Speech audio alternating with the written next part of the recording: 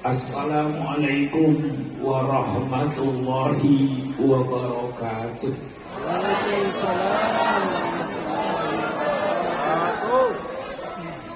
Bismillahirrahmanirrahim. Alhamdulillahi rabbil alamin. Wassalatu wassalamu ala ashrafil anbiya'i wal mursalin. Sayyidina wa habibina wa syafi'ina wa maulana Muhammad wa ala alihi wa ashabihi ajma'in. Subhanaka la ilma lana illa ma 'allamtana innaka antal alimul hakim. La haula wa la quwwata illa billahil aliyyil azim. Amma ba'du. Para alim ulama yang saya muliakan, para habaib yang saya muliakan, seluruh pejabat-pejabat pemerintah setempat yang saya hormati, hadirin dan hadirat sekalian yang berbahagia, wabil khusus kepada pengasuh Pondok Pesantren Ar-Rahmaniyah Kiai Musdi, terlebih dahulu saya menyampaikan ucapan terima kasih kepada seluruh guru-guru, seluruh panitia. Saya ucapkan terima kasih atas segala kegiatannya, atas segala aktivitasnya dalam rangka menghidupkan. Sekali lagi saya katakan, dalam rangka menghidupkan agama yang kita cintai di negara kesatuan Republik Indonesia ini. Juga saya tidak lupa mengucapkan terima kasih atas segala pengorbanannya, pengorbanan harta, pengorbanan tenaga, pengorbanan pikiran. Saya ucapkan terima kasih, karena tidak ada satu cita-cita, tidak ada satu kemauan yang akan berhasil tanpa adanya pengorbanan. Mari kita baca sejarah, baik sejarah bangsa Indonesia maupun sejarah perkembangan Islam, itu penuh dengan pengorbanan. Saya katakan, negara kesatuan Republik Indonesia ini berdiri bukan hadiah dari Belanda. Negara kesatuan Republik Indonesia merdeka bukan hadiah dari Jepang. Tapi kemerdekaan ini ditebus dengan aliran darah bangsa Indonesia. Kemerdekaan ini dibangun di atas cucuran air mata rakyat Indonesia.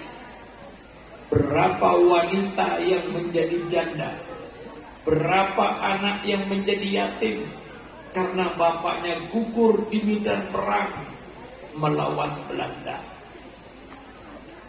Semenjak tahun 1825 yang dikenal dengan Perang Diponegoro, seorang ulama yang bernama Diponegoro, alumni daripada pondok pesantren dari daerah Ponorogo, dia angkat senjata melawan Belanda.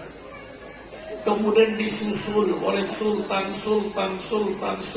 yang ada di Indonesia ini, karena pada waktu itu Indonesia dikuasai oleh sultan yang tentu mereka itu beragama Islam, tokoh-tokoh Islam yang serempak untuk mengusir Belanda dari bumi Indonesia ini.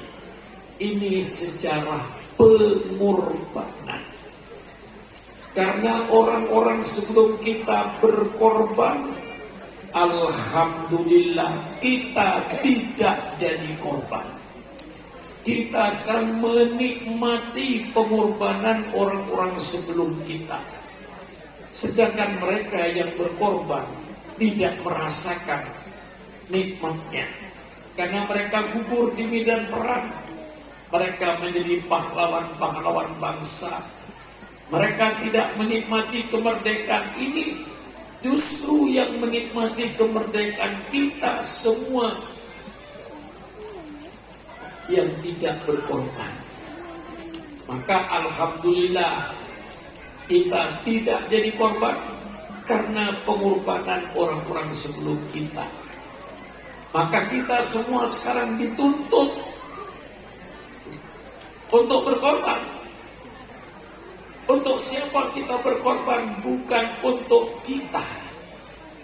Kita berkorban untuk anak-anak kita, agar anak-anak kita tetap menikmati agama Islam ahli sunnah wal jamaah ini. Kita yang perlu berkorban, jangan hanya pandai makan jasa wahai bangsa Indonesia, tapi hendaknya kau harus pandai pula berjasa. Orang yang hanya pandai makan jasa tapi tidak mau berjasa, itulah orang-orang yang hanya pandai berjoget di atas kuburan orang lain. Jangan kau berjoget di atas kuburan orang lain, tetapi mari kita sekarang berbuat untuk bangsa, berbuat untuk negara. Inilah yang selalu saya ajak, dan ini semuanya perlu pengorbanan. Tanpa pengorbanan tidak akan berhasil cita-cita kita ini. Inilah yang sedikit beratkan dengan pengorbanan, dan pengorbanan. Oleh sebab itulah kita hargai pengorbanan orang-orang sebelum kita.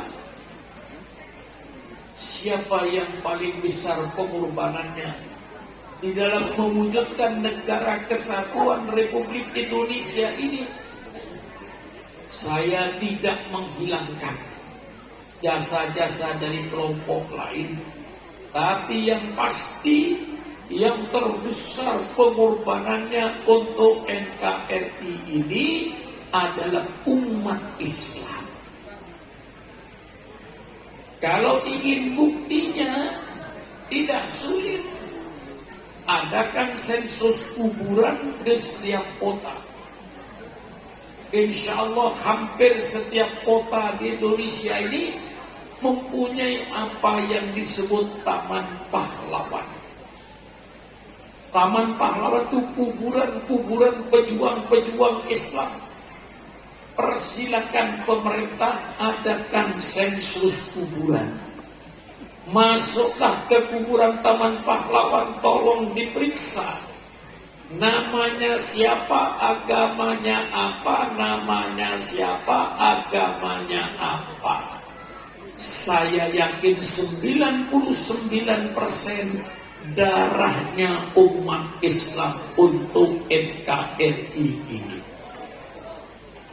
Ini jelas 99% darahnya umat Islam untuk membangun NKRI ini.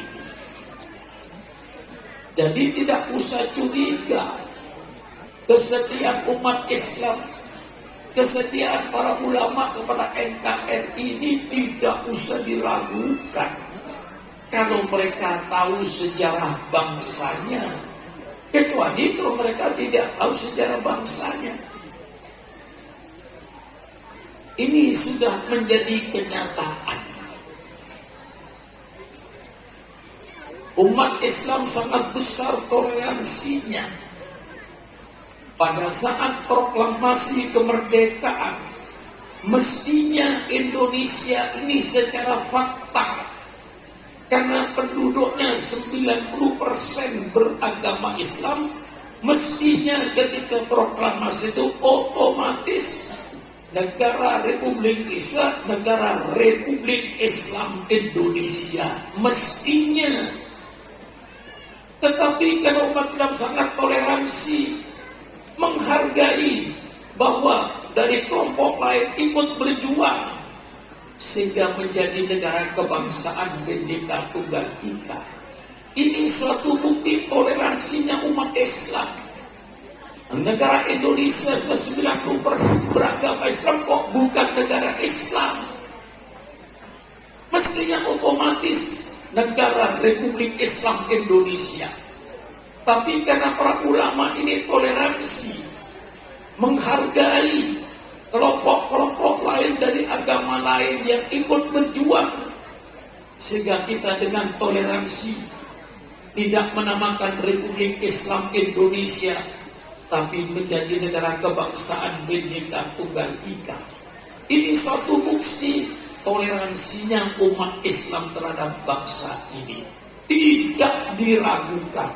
Sudah dibuktikan dengan kenyataan toleransinya ini. Yang penduduknya 90% beragama Islam, kok tidak langsung Republik Islam Indonesia?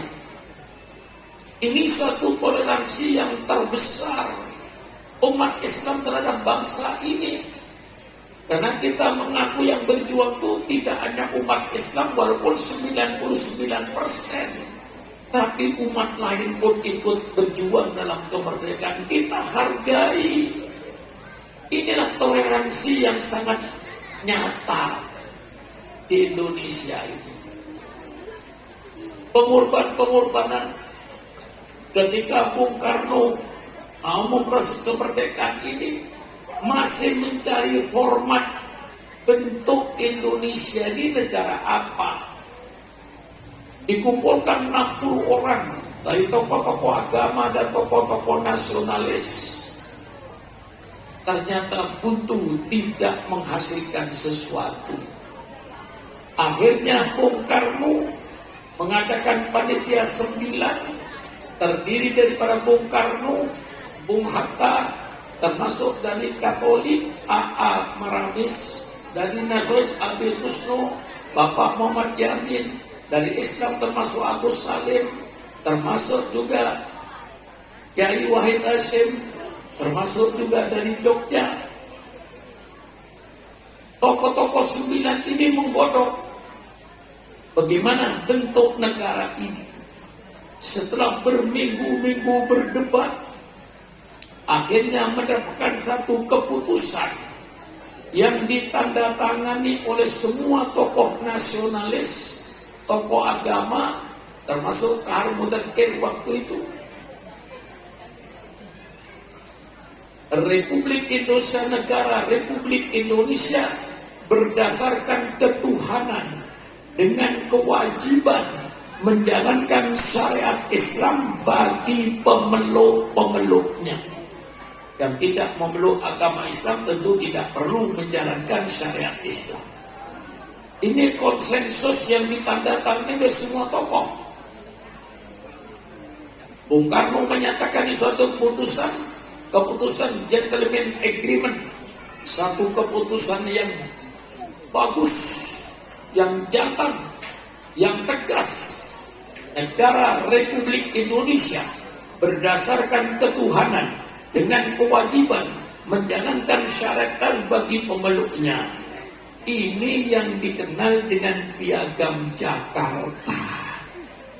Nah, yang pemuda-pemuda sekarang sudah tidak tahu Piagam Jakarta ini. Sudah hilang. Saya bongkar yang kita tahu sejarah bangsa ini. Piagam Jakarta ini disepakati dengan format inilah. Maka Bung Karno memproklamasikan kemerdekaan Indonesia pada tanggal 17 Agustus jam 10 pagi. Kami bangsa Indonesia dengan ini menyatakan kemerdekaan Indonesia. Hal-hal yang mengenai pemindahan kekuasaan dan lain-lain akan dilaksanakan dengan cara saksama dan dalam tempo yang sesingkat-singkatnya. Atas nama bangsa Indonesia, Soekarno-Hatta. Ini tanggal 17 Agustus jam 10 pagi. Apa yang terjadi? Jam 3 sore, seorang kolonel dari Angkatan Laut Jepang menghadap sama Bung Hatta. Kalau 7 kata ini tidak dicoret, tidak dihapus, Indonesia Timur tidak ikut. 7 kata ini dengan kewajiban menjalankan syariat Islam bagi pemeluk-pemeluknya supaya dicoret. Kalau tidak, Indonesia Timur tidak ikut. Berarti akan terjadi 2 republik, Republik Indonesia Barat dan Republik Indonesia Timur. Akhirnya Bung Hatta yang mencintai kesatuan negara ini mengumpulkan kembali tanggal 18 Agustus 9 orang ini. Minus Kiai Wahid Hashim, beliau sudah pulang ke Jawa Timur karena sudah anggap negara ini sudah beres. Timbullah perdebatan tanggal 18 Agustus ini. Dicabut apa tidak, dicabut ada tidak. Yang bertahan tidak usah dicabut, sebab ini sudah konsensus bersama. Ditandatangani oleh tokoh agama, ditandatangani oleh tokoh nasionalis, tidak perlu dicabut. Tapi karena Bung Hatta mengkhawatirkan kalau nanti Indonesia Timur bikin proklamasi, maka Indonesia akan pecah jadi 2. Akhirnya tokoh-tokoh Islam dengan lapang dada, toleransi, berkorban, dicoret 7 kata ini. Dengan kewajiban menjalankan syariat Islam dicoret, diganti dengan kata-kata Maha Esa. Maka ketika tanggal 17 Agustus masih berbunyi negara Republik Indonesia berdasarkan ketuhanan dengan kewajiban menjalankan syarat Islam bagi pemeluknya, tanggal 18 Agustus berubah menjadi negara Republik Indonesia berdasarkan ketuhanan yang Maha Esa. Ini sejarah. Ini pengorbanan para ulama. Seandainya waktu itu bertahan, tidak mau mencoret 7 kata ini, barangkali NKRI ini tidak ada. Ini loh, sejarah.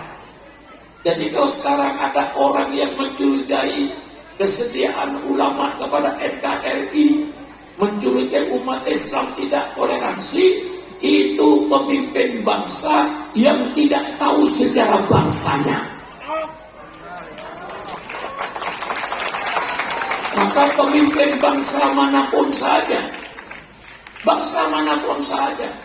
harus tahu sejarah bangsanya ini supaya tidak ngawur. Kalau tidak tahu sejarah bangsanya bisa ngawur. Ini sejarah fakta saya baca. Yang di kalangan yang muda sekarang sudah tidak tahu sejarah ini, sudah tidak membaca. Mungkin dia tidak punya buku sejarahnya.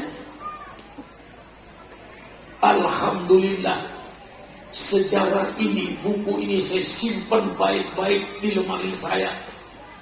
Saya jaga, karena di toko buku mungkin sudah tidak ada lagi. Dan kita sudah tidak mengerti.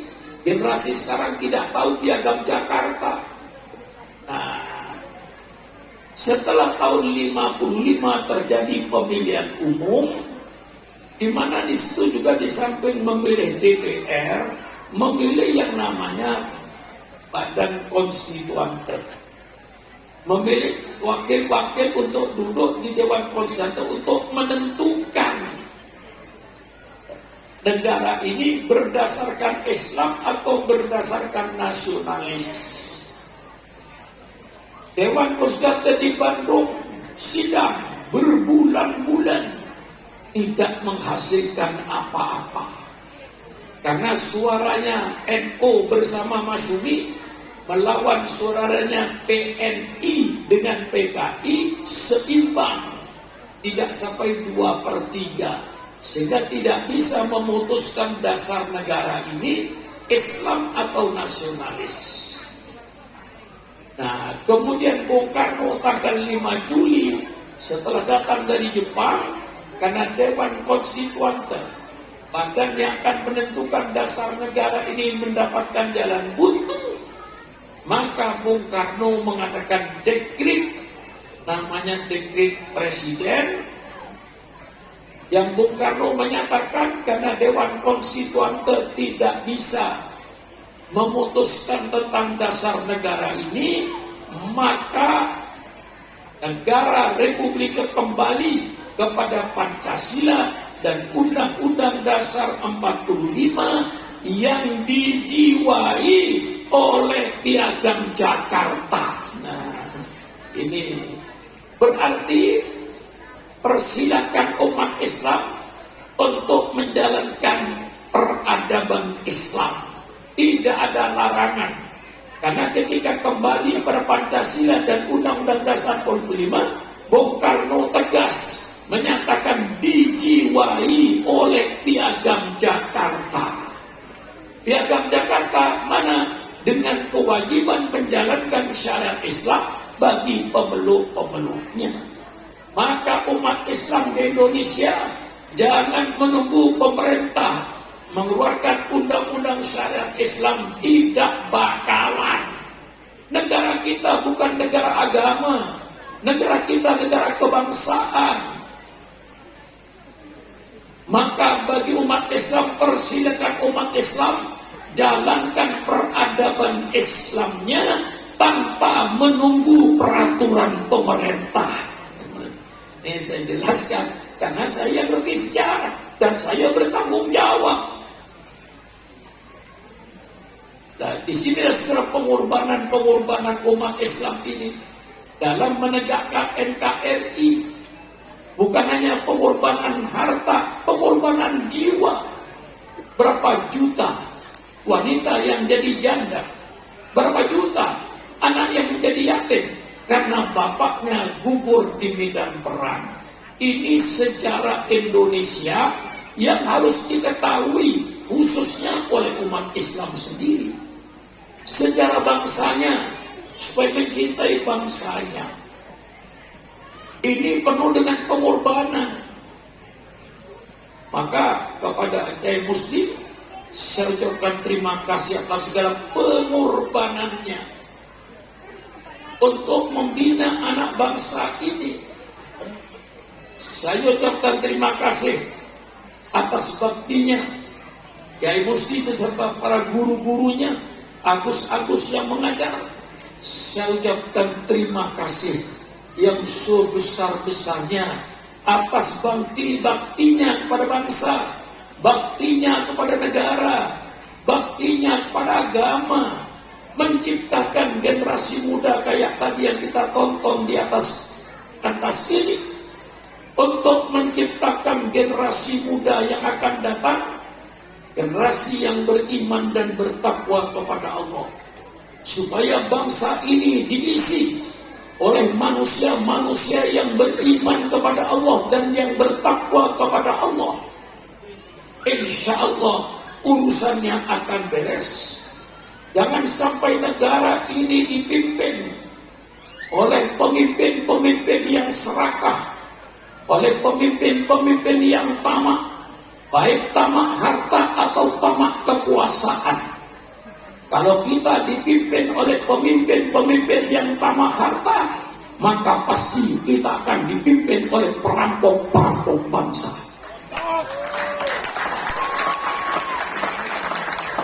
Ini yang sangat mengkhawatirkan.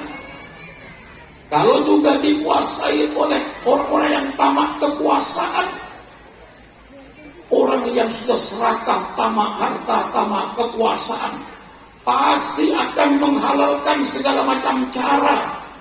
Kalau sudah kita menghalalkan segala macam cara, apa yang akan terjadi pada bangsa ini? Hancurlah bangsa ini. Dan ini saudara-saudara baktinya para ulama. Semenjak sebelum Belanda, pendidikan nasional yang tertua di Indonesia itu diakui atau tidak diakui adalah pondok pesantren. Sejak zaman Sunan Ampel Surabaya menjelang kejatuhan Majapahit, Disitulah berdiri pondok pesantren yang melahirkan para wali songo. Para wali bikin pondok pesantren, melahirkan ulama yang mendirikan pondok pesantren. Maka pondok pesantren ini pendidikan nasional yang tertua di Indonesia ini. Adapun pendidikan yang sekarang ini, yang namanya TK, SD, SMP, SMA, SMK, perguruan tinggi, ini semuanya berdiri setelah Indonesia merdeka. Tapi pondok pesantren berdiri dan bergerak di bawah ancaman penjajahan Belanda. Tapi mereka tidak pernah kendor mendidik anak bangsa ini untuk menjadi anak bangsa yang anti Belanda. Sehingga waktu itu pemerintah, para ulama bikin pernyataan, pakai dasi hukumnya haram, pakai celana hukumnya haram, karena dasi itu pakaian Belanda. Man tasyabbaha biqaumin fahuwa minhum. Barang siapa yang merupai satu kaum, maka termasuk kaum itu. Waktu itu dasi hanya dipakai oleh Belanda. Sehingga ulama menyatakan pakai dasi hukumnya haram, pakai celana hukumnya haram. Itu adalah pakaian Belanda. Itu hanya untuk mendidik anti Belanda. Itu para ulama. Sehingga pendidikan para ulama ini, alhamdulillah, melahirkan pahlawan-pahlawan bangsa yang ditulis dengan tinta emas oleh negara ini, seperti Pangeran Diponegoro, Tengku Umar, Cut Nyak-Din, Imam Bonjol, Sultan Hasanuddin, dan beberapa sultan-sultan yang lain, termasuk Hasyim Asy'ari sebagai pahlawan nasional. Banyak lagi deretan-deretan dari tokoh-tokoh Muhammadiyah, tokoh-tokoh NU yang menjadi pahlawan nasional. Itulah pendidikan pondok pesantren. Melahirkan pahlawan-pahlawan bangsa. Kesetiaannya kepada negara itu terbukti. Lah ini sejarah yang sekarang banyak dilupakan atau sengaja dilupakan. Saya ungkap kembali sejarah ini supaya kita tahu sejarah bangsanya, bahwa kitalah yang setia sama NKRI, ulama lah yang berkorban untuk NKRI. Seandainya waktu itu 7 kata tidak dicoret, barangkali NKRI ini tidak ada.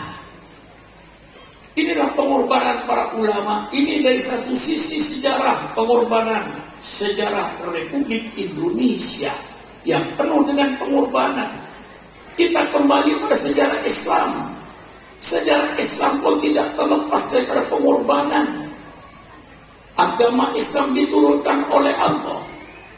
Untuk apa agama Islam diturunkan oleh Allah? Untuk mengatur kehidupan manusia di dunia dan untuk mengatur kehidupan manusia nanti di akhirat. Itulah Islam diturunkan untuk mengatur kehidupan manusia di dunia.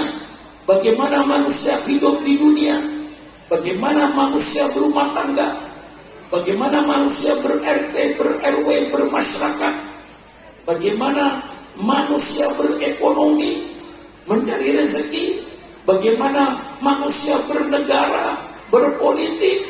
Al-Quran dan Sunnah Rasulullah siap memberikan petunjuknya untuk kehidupan manusia di dunia. Nah, untuk mewujudkan satu peradaban di mana Rasulullah itu diutus oleh Allah untuk merubah satu peradaban manusia dari peradaban jahiliyah untuk menjadi peradaban Islam, dari dunia peradaban yang gelap untuk dirubah pada peradaban yang terang benderang. Itulah Islam diturunkan untuk menegakkan peradaban Islam ini dengan segala pengorbanan. Rasul untuk menegakkan peradaban Islam pertama kali berdakwah dari pintu ke pintu. Subhanallah, mengajak keluarganya untuk beriman kepada Allah. Tidak pakai terang-terangan. Karena apa? Karena ancaman oleh orang kafir Quraisy. Diancam dengan kekerasan, diintimidasi, diancam dengan pembunuhan. Itu cara-cara jahiliyah. Jadi kalau sekarang masih ada orang yang dalam pemilihan umum memaksa rakyat untuk memilih satu golongan, satu calon, misalnya dipaksa dengan ancaman, itulah cara-cara jahiliyah zaman dulu. Tidak musim sekarang ini. Pakai otak yang sehat. Jadi kalau masih ada misalnya pemilihan umum kemarin, misalnya umpama masih ada orang yang mengancam rakyat, mengintimidasi, menakut-nakutin kalau tidak milih calon yang dia tunjuk. Itu cara-cara jahiliyah, bukan cara-cara modern. Yang sudah modern persilakan. Demokrasi bukan pesta rakyat untuk memilih pemimpinnya yang sesuai dengan hati sanubarinya. Bukan memilih pemimpin yang dipaksakan oleh pemimpin-pemimpin yang serakah kekuasaan. Tidak. Inilah cara-cara yang dibawa oleh Rasulullah Sallallahu Alaihi Wasallam. Suatu prabadar, dan ini perlu pengorbanan. Rasulullah dari pintu ke pintu mengetok pintu keluarganya supaya masuk Islam, supaya bertauhid, karena diancam dengan pembunuhan, diancam dengan kekerasan, dengan segala macam intimidasi. Sahabat ada yang dibunuh supaya tidak menyebarkan Islam. Sayyidina Bilal radhiyallahu anhu, tangannya diikat, ditarik di padang pasir, di bawah terik matahari, di atas pasir yang panas, perutnya dikasih batu supaya Sayyidina Bilal kembali kepada agama jahiliyah. Tapi penyiksaan, penindasan tidak melunturkan tauhid yang ada di dalam hatinya. Sambil diseret, Sayyidina Bilal berteriak, Ahad, Ahad, Ahad, Allah yang Maha Esa. Itu Sayyidina Bilal. Karena di segala macam bentuk kekerasan, di segala bentuk intimidasi tidak berhasil, kemudian orang kafir Quraisy merubah politiknya dengan politik embargo ekonomi. Ditulis di dinding Ka'bah, seluruh bangsa Arab tidak boleh mengadakan hubungan dagang dengan umat Islam, khususnya di bidang pangan, supaya Nabi Muhammad dan sahabat-sahabatnya mati kelaparan. Embargo ekonomi bukan politik baru, politik kuno. Maka ketika Libya dan Irak yang pernah diembargo ekonominya oleh Amerika Serikat, saya katakan, hai bangsa Libya, hai bangsa Irak, bukan kalian yang pertama merasakan embargo ekonomi ini. Nabimu 1400 tahun yang lalu telah merasakan pahitnya embargo ekonomi. Tapi ternyata embargo ekonomi pun tidak mampu untuk memadamkan api Islam. Di mana api Islam mulai menyala untuk menerangi kegelapan-kegelapan kota Mekah. Dengan kekerasan tidak mampu memadamkan api Islam. Dengan embargo ekonomi tidak mampu memadamkan api Islam. Akhirnya dia mengambil cara damai. Abu Thalib pamannya didatangi oleh orang-orang kafir Quraisy. Abu Thalib, engkau kan pamannya Muhammad.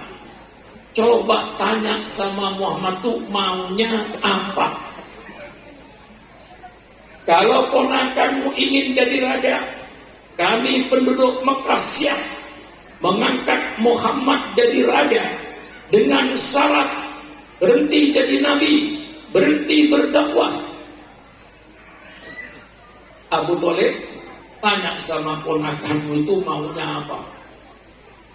Kalau ponakanmu ingin jadi orang kaya, kami penduduk Mekah siap untuk menyerahkan kekayaan kami, sehingga Muhammad nanti menjadi orang yang terkaya di kota Mekah ini, dengan syarat berhenti jadi nabi, jangan lagi menyebarkan agamanya.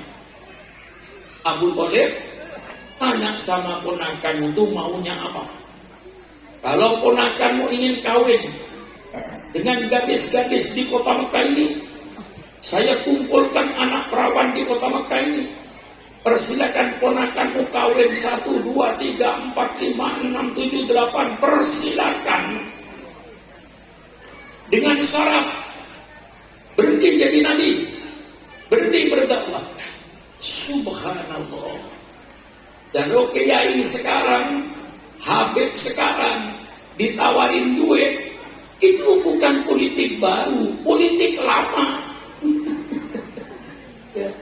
Bukan politik baru, politik lama. Kalau sekarang ditawarin jabatan, hai para kiai, usikum wa iyaya binafsi bitaqwallah. Kalau kiai ditawarin jabatan kiai, hati-hati. Jabatan itu bisa positif dan jabatan itu bisa negatif. Saya contohkan yang positif. Misalnya Supran Makmun diangkat menjadi Menteri Dalam Negeri. Karena saya diangkat menjadi Menteri Dalam Negeri, saya punya kekuasaan. Semua gubernur yang beragama Islam, semua bupati yang beragama Islam, saya perintahkan setiap malam Jumat supaya mengadakan yasinan dan tahlilan dan marhabanan di kantornya masing-masing. Positif. Kalau saya diangkat jadi gubernur, bisa positif.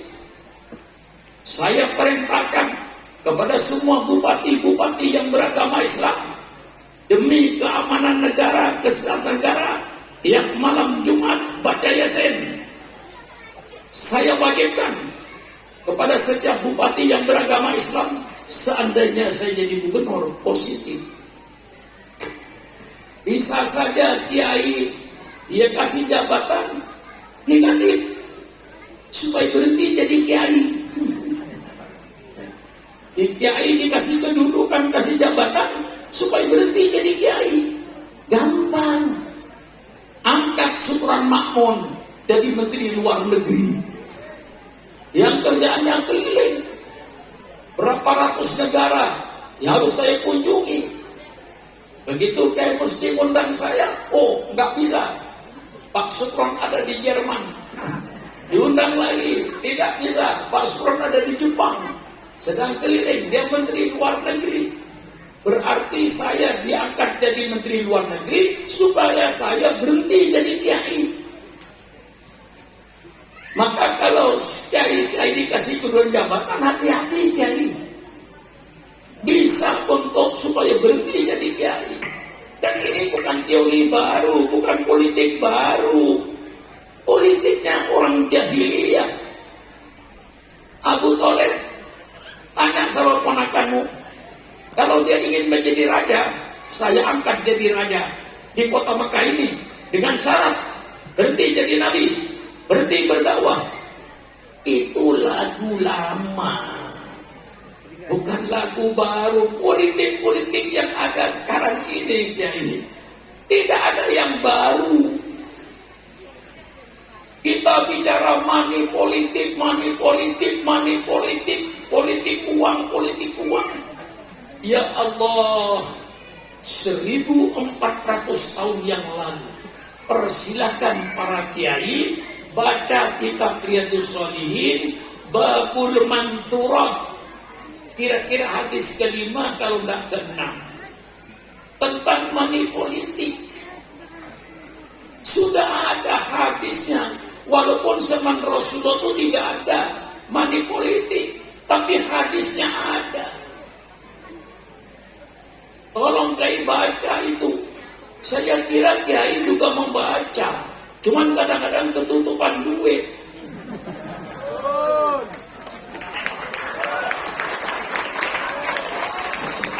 Jadi karena hadisnya jelas, salakatun la yukallimuhumullahu yaumal qiyamah wa la yanzuru ilaihim wa la yuzakkihim wa lahum adzabun alim.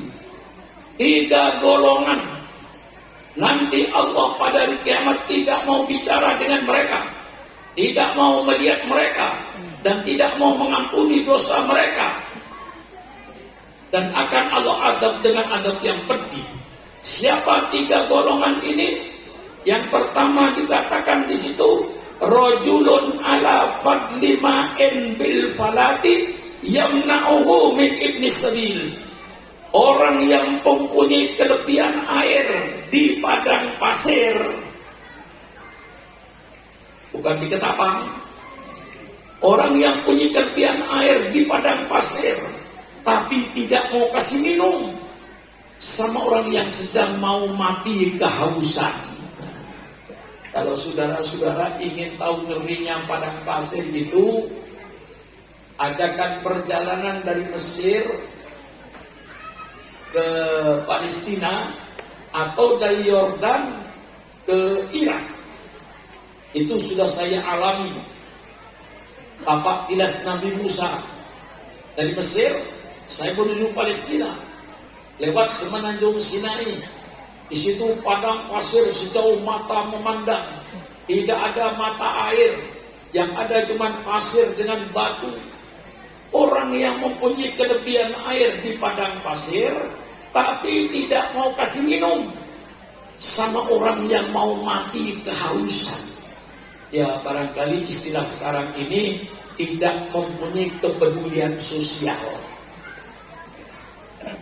Orang itu Allah nanti pada jauh tidak mau melihat, tidak mau bicara, dan tidak mau mengampuni dosanya, dan akan diazab oleh Allah yang pedih. Itu golongan pertama. Golongan kedua, rajulun yubayi rajulan bisil'atin ba'dan asal yahlifu billah annahu ahada kada wa huwa ala ghairu dzalik. Orang yang mengadakan transaksi jual beli dengan pakai sumpah nama Allah, tapi nyatanya bohong. Jadi penipuan di bidang bisnis itu orang yang tidak akan diampuni dosanya oleh Allah. Jangan ada penipuan dalam soal bisnis. Bisnis berdagang dengan jujur. Barang baik katakan baik, barang jelek katakan jelek. Jangan sampai menipu konsumen. Yang ketiga, Kiai, yang dikerjakan oleh bangsa Indonesia sekarang ini, hadisnya 1400 tahun yang lalu. Bunyinya, rajulun yubayi'u imaman la yubayi'u illa lidunya fa in aqahu minha wafa wa lam yu'tihi minha lam yafi. Orang yang mengangkat pemimpin dan dia tidak mengangkat pemimpin tadi kecuali karena duitnya, karena dia dikasih duit dia mendukung pemimpin tadi. Kalau tidak dikasih duit dia tidak mendukung pemimpin tadi. Yang didukung pemimpin yang ngasih duit. Pemimpin yang tidak ngasih duit walaupun baiknya kayak apapun tidak didukung. Ini hadis letterlek ini, tidak perlu tafsir. Jelas hadisnya. Memilih pemimpin karena duitnya. Maka kemarin-kemarin kalau ada ibu asalnya mau milih si A, kemudian subuh serangan fajar ibu dikasih duit 50.000, sudah merubah pilihannya. Akhirnya ibu merubah pilihannya, ngikuti yang ngasih duit 50.000, tempatnya di api neraka. Hadis bukan syukuran namun bikin kitabnya ada. Persilah Riyadhus Shalihin. Kalau nggak ada gantung saya tidak akan berbohong kepada rakyat. Ini hadisnya jelas. Rajulun yubayyi'u imaman la yubayyi'u illa di dunia. Wa in aqta minha wafa wa in lam yu'tihi minha yaghfa. Orang yang mengangkat pemimpin dan dia tidak mengangkat pemimpin tadi kecuali karena duitnya, karena dia dikasih duit mendukung, karena tidak kasih duit dia tidak mendukung. Yang didukung pemimpin-pemimpin yang kasih duit.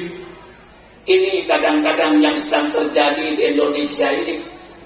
Maka kalau kemarin ada, mudah-mudahan tidak ada. Umpama ada, kemarin ketika pemilihan presiden, pemilihan DPR, saudara memilih pemimpin karena sembakonya, saudara memilih pemimpin karena serangan fajarnya, saudara memilih pemimpin karena intimidasinya. Hari ini, malam ini bertobat kalau tidak ingin masuk neraka. Tobat. Iya, ini terjadi. Jadi politik uang ini bukan politik sekarang, sudah kuno. Bagi saya yang baca hadis kuno. Hadisnya sudah jelas kok, tidak pakai tafsir. Ini saudara-saudara. Nah, Rasulullah ditawarin tahta, ditawarin harta, ditawarin wanita, tidak mampu harta, wanita, tahta untuk memadamkan api Islam. Justru api Islam semakin membesar di kota Mekah.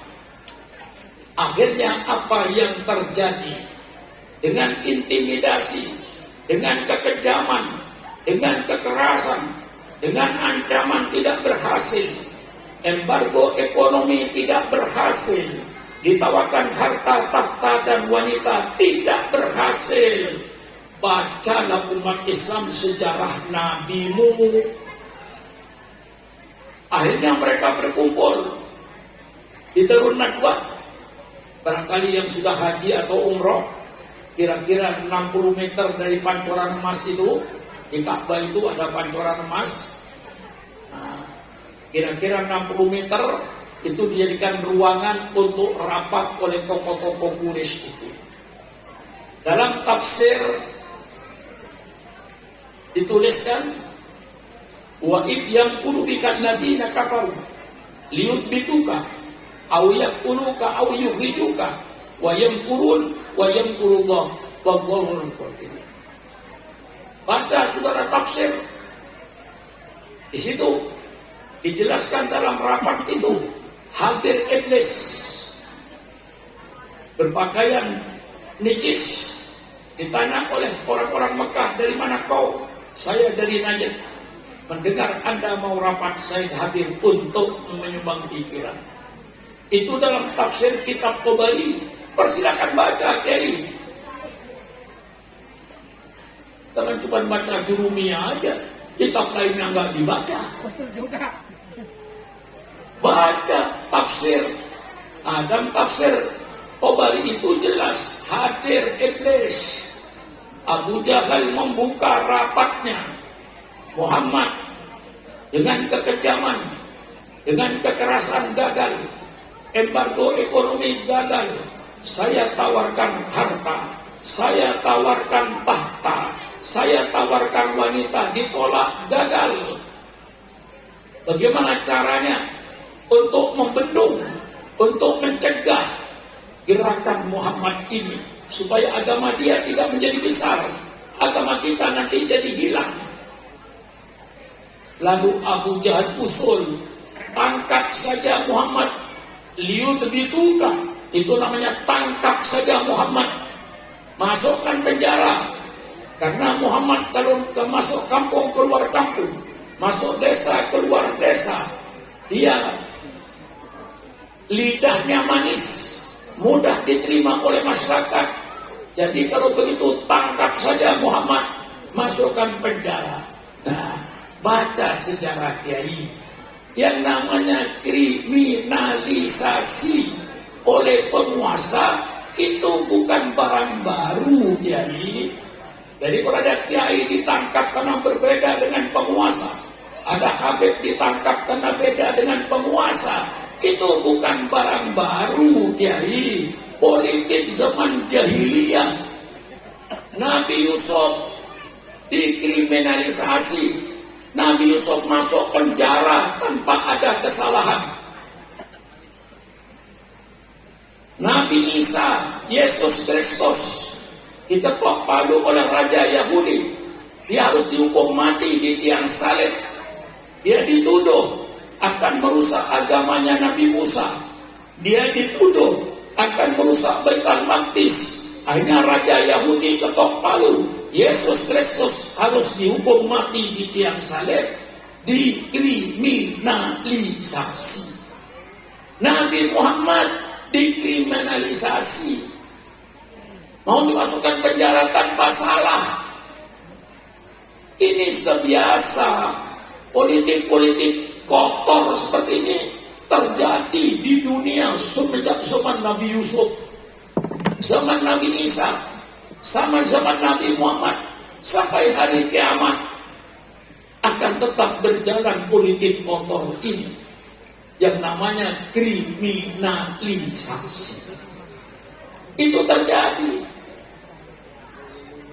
Nah, Iblis berkata, sia-sia kau menangkap Muhammad, masukkan penjara. Sebab Muhammad ini dari bangsa Quraisy. Bangsa Quraisy bangsa yang dihormati dan terhormat di negeri Mekah ini. Tentu sukunya akan membela kalau anggotanya di penjara demi kehormatan sukunya. Sia-sia kau menangkap Muhammad, tidak ada gunanya. Kemudian Abu Jahal berkata, kalau ditangkap tidak ada gunanya, usir saja ke luar negeri, liyukhrijuka. Usir Muhammad ke luar negeri. Jangan sampai Muhammad itu ada di negeri Mekah. Subhanallah, subhanallah. Iblis berkata, usulmu berbahaya.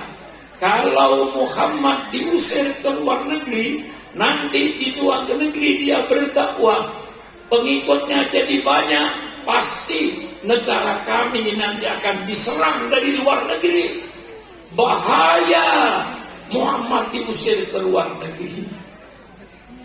Ditangkap di penjara sia-sia, diusir ke luar negeri malah berbahaya.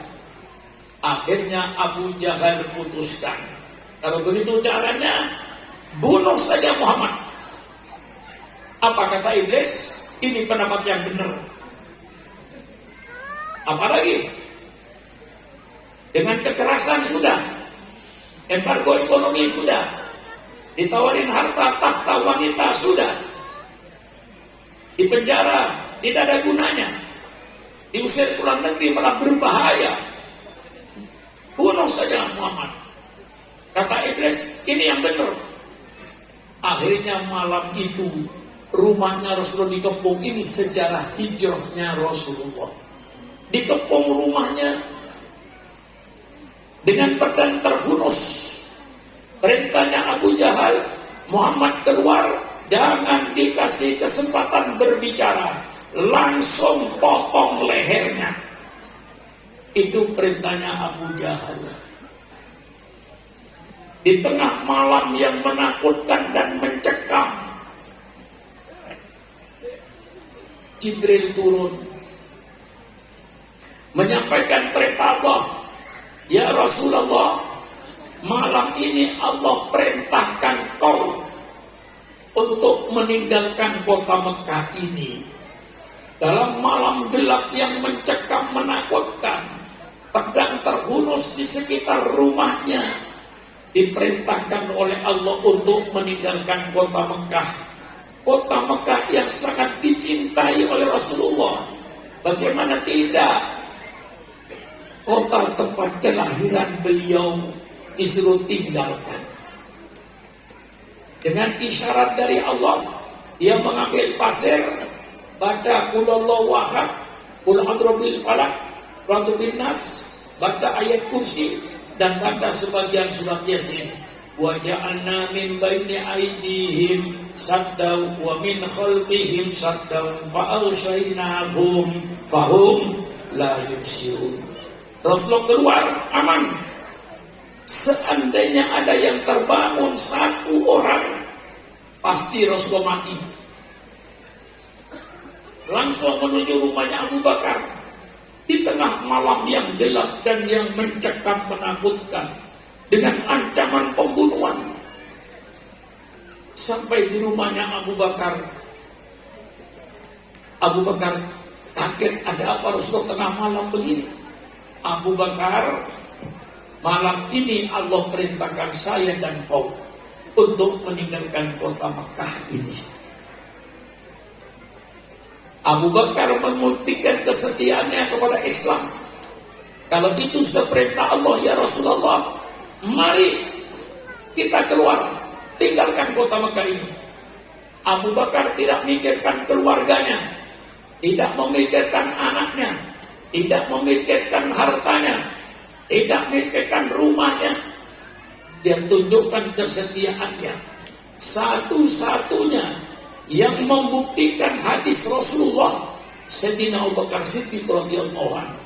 Rasulullah sallallahu alaihi wasallam bersabda, "La yu'minu ahadukum hatta akuna ahabba ilaihi min malihi wa waladihi wa walidihi wa nasi ajma'in."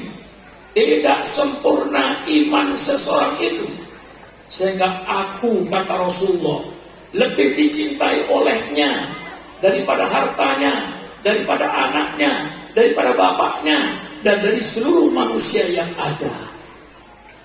Kecintaan para Rasulullah di atas segala kecintaan yang ada. Saya tidak melarang bapak mencintai istrinya. Saya tidak melarang ibu-ibu mencintai suaminya. Saya tidak melarang bapak dan ibu mencintai hartanya. Saya tidak melarang bapak dan ibu mencintai anaknya. Tapi letakkanlah kecintaan kepada Allah dan Rasul-Nya di atas segala kecintaan yang ada. Ini dibuktikan oleh Sayyidina Abu Bakar Siddiq radhiyallahu anhu. Tengah malam, dia tidak menolak. Besok pagi aja Rasulullah, saya masih mau ngurusin rumah, ngurusin ini. Tidak.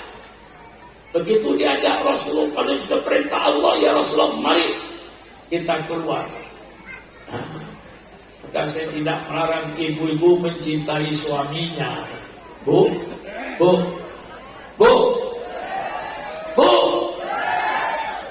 matanya melotot dipanggil nggak nyaut. Itu di tempat saya, Bu. Kalau matanya melotot dipanggil nggak nyaut, itu namanya ikan asin, Bu. Candreng maju burung, melak matanya gerem. Melak, matanya gerem, nyolok gak nabi. Bu, cintakah ibu pada suaminya? Yang tidak menjawab, saya doakan, mudah-mudahan suaminya kawin lagi. Ya, kalau ibu nggak cinta, kan nggak salah. Sudah, Bu, yang tadi gagal.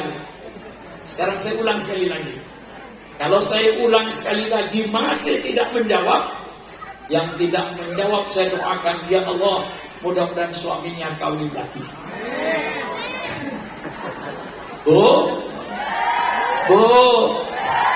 cinta nggak sama istrinya? Cinta nggak sama suaminya? Bu, cinta nggak sama suaminya? Maaf Pak, jangan kawin lagi Pak.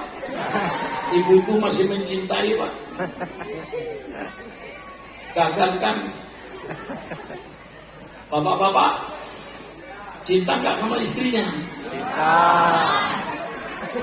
Bu, ini rahasia Bu ya. Yang tidak menjawab Bu, berarti di luar rumah sudah ada persiapannya. Lah, urusan saudara, saya nggak ngurusi orang kawin lagi. Ya. Nah, ini saudara-saudara, cinta sama anak wajar, cinta sama harta wajar, cinta sama suami wajar, cinta sama istri wajar. Tetapi dalam hadis, kecintaannya kepada Rasulullah di atas segala kecintaan yang ada, baru imannya sempurna. Keluarlah berdua menuju Jabal Thur. Sampai di Gua Thur, Rasul mengajak Abu Bakar, kita istirahat dulu. Sudah perjalanan kurang lebih 5 km sekarang ini. Dari rumahnya Rasulullah ke Jabal Thur. Istirahatlah beliau berdua. Pagi Abu Jahal datang. Langsung yang ditanyakan, mana kepalanya Muhammad? Mereka menjawab, Muhammad belum keluar, kami tunggu. Tidak mungkin. Muhammad sebelum subuh sudah keluar ke masjid. Dibuka pintunya, Rasulullah tidak ada, yang ada Sayyidina Ali karramallahu wajhah. Kemana Muhammad? Sayyidina Ali menjawab, saya tidak tahu, saya tidur. Akhirnya diadakan sayembara. Barang siapa yang menemukan Muhammad hidup atau mati, 300 unta. Kalau di Ketapang ini sama dengan 900 kerbau. Semua berpacu mencari. Maaf, di padang pasir orang tidak banyak. Ketahuan ada 4 kaki. Ini pasti kakinya Muhammad dan kakinya Abu Bakar. Telusuri terus. Tapi dalam Al-Quran Allah berfirman, wa yamkurun wa yamkurullah wallahu khairul makirin. Mereka mengadakan tipu muslihat, Allah yang akan mengatasi tipu muslihat mereka dengan sebaik-baiknya. Allah perintahkan labah-labah untuk bikin sarang menutup gua. Allah perintahkan merpati bertelur. Begitu orang kafir Quraisy menelusuri tapak kaki tadi, melihat ke permukaan gua, sarang labah-labah tidak ada yang robek, masih utuh. Semuanya teriak, tidak ada orang, tidak ada orang. Lihat itu, sarang labah-labah masih utuh, tidak robek. Padahal di bawahnya Rasulullah dan Abu Bakar Siddiq. Setelah 3 hari, barulah beliau meninggalkan Gua Thur menuju ke Madinah. Sampai di Madinah perjalanannya apa? Tidak lewat jalan yang biasa. Jalan yang biasa ke Madinah kayak sekarang jalan datar. Tapi yang dilewati Rasulullah pun jalan-jalan tikus. Naik gunung, turun gunung, naik gunung, turun gunung, naik turun gunung. Tidak lewat jalan biasa. Karena takut dapat oleh musuh-musuhnya. Sampai di Madinah, disitulah pengorbanan Rasulullah, hijrahnya Rasulullah dari Mekah ke Madinah, satu pengorbanan. Sampailah di Madinah, disitulah Rasulullah disambut oleh masyarakat Madinah yang sudah beragama Islam. Disitulah akhirnya Rasulullah membuat satu negara Madinah. Disitulah Rasulullah langsung mengadakan perubahan peradaban di kota Madinah itu. Dari peradaban jahiliyah dirubah menjadi peradaban Islam dengan segala pengorbanannya. Sampai di Madinah pun tidak lalu jalan licin, jalan aman, masih mengalami beberapa pertempuran melawan mereka itu. Seluruh para sahabat siap berkorban harta, siap berkorban jiwa. Para sahabat Rasulullah kalau mati di atas tempat tidur, dia ngadu sama Rasulullah, ya Rasulullah, mengapa saya mati di atas tempat tidur Rasulullah? Sia-sia saya mengumpulkan napas. Mengapa saya tidak mati di perang Badar? Mengapa saya tidak mati di perang Uhud? Mengapa saya tidak mati di perang Khandaq? Mengapa saya tidak mati di perang Tabuk? Itulah para sahabat Rasulullah. Dengan jiwa berkorban inilah akhirnya Islam menjadi besar. Ini sejarah yang kita baca. Jadi besarnya Islam tidak dengan cuma-cuma, dengan pengorbanan harta dan pengorbanan jiwa, Islam menjadi besar. Nah, disitulah Islam, Rasulullah mulai mengadakan satu peradaban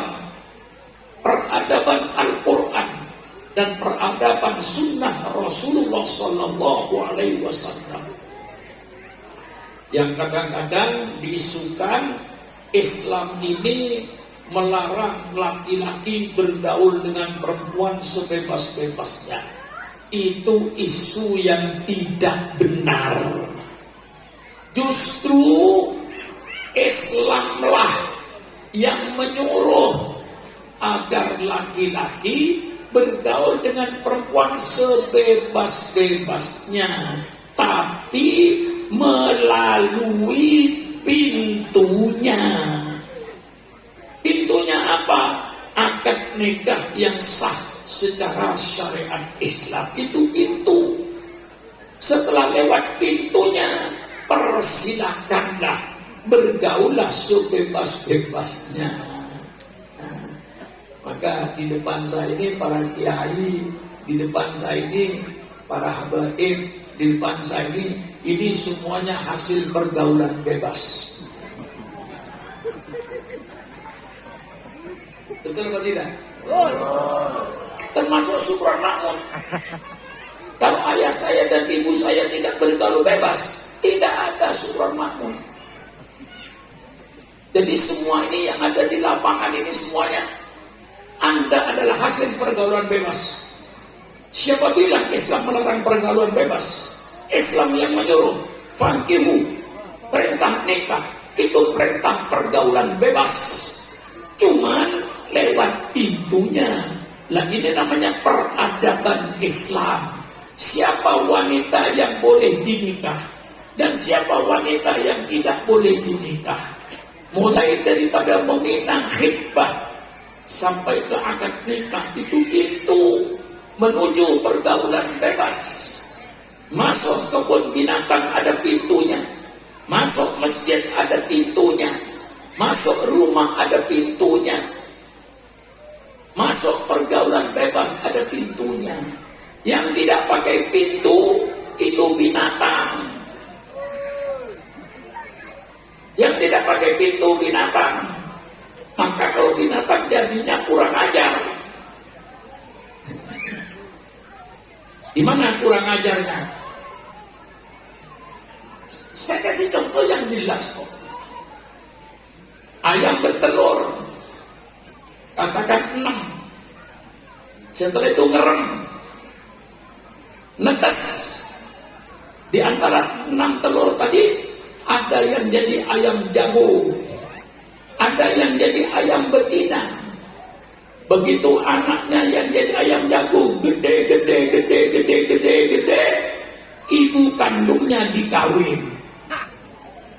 Kurang ajar nggak? Kurang ajar nggak? Siapa? Ayam. Itu jelas. Kalau saya contoh sulit-sulit. Ayam betina, telurnya netes jadi ayam betina, gede, dikawin oleh bapak kandungnya. Berapa di surat kabar seorang anak perawan hamil karena perbuatan ayah kandungnya. Itulah binatang, itulah ayam yang tidak pakai pintu. Maka peradaban Islam ini suatu peradaban yang bagus menuju pergaulan bebas. Ada pintunya.